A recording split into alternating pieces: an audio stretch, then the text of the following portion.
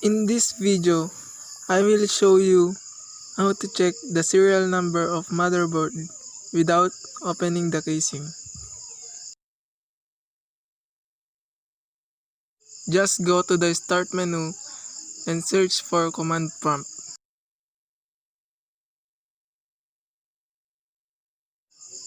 And press enter.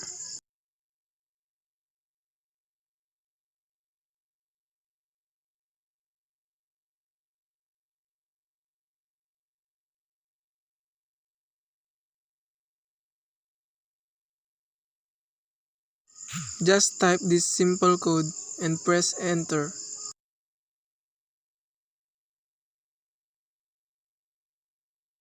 And now the problem is solved. You will see the serial number of your laptop without opening your casing. Thank you for watching.